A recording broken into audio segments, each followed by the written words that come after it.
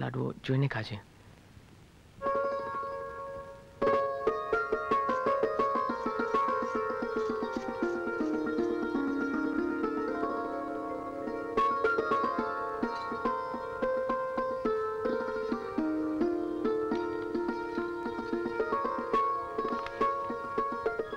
તું કોણ છે, તારું નામ શું છે એ તો હું નથી જાણતો, પણ જ્યારથી મેં તને જોઈ છે મારી જાતને પણ ભૂલી ગયો છું.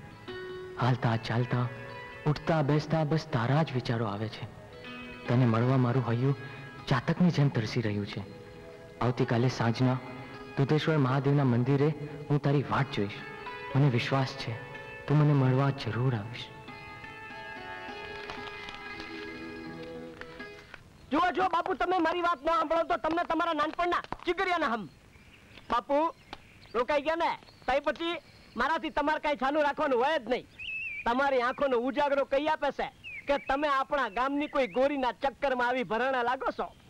પણ ફકર કરો માં બાપુ, આ દેવલાને હંધે પેટ છૂટી વાત કરી દો એટલે તમારો ભેરુબન દેવલો તમને તમારા ખરા ઠેકાણે પકડી દેશે. દેવલા, તારાથી શું છુપાવવાનું હોય? પણ વળી રોકાણા ને? અરે બાપુ, આના કાની કર્યા વગર ખુલાસાવાર વાત કરી દો ને. સાચું કહેજો હો બાપુ, કોણ છે ઈ જેણે તમારા ઉપર આવા કામણ કર્યા છે? દેવલા, રાસમાં ઓલી 2 ચોટલા વાળી અને કેસરિયા ઘાઘરા વાળી હતી ને? હાલવી માર્યો ને, મૂંઝવણમાં મૂકી દીધો ને.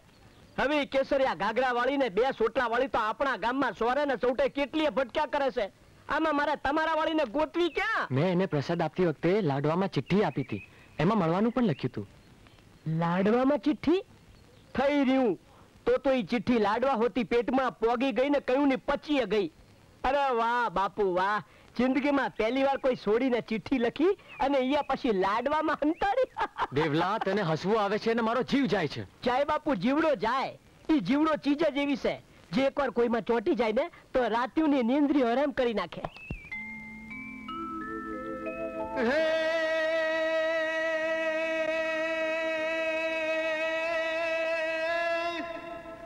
નીંદર ન આવે નૈણ લે,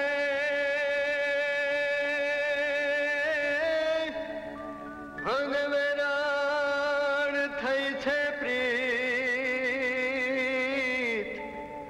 હે પલ પલ પ્રીતમ સાંભરે,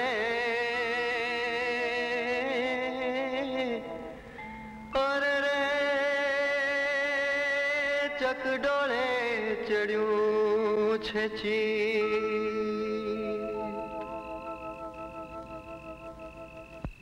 કાલે સાંજના દુધેશ્વર મહાદેવના મંદિરે હું તારી વાટ જોઈશ. મને વિશ્વાસ છે તું મને મળવા જરૂર આવીશ.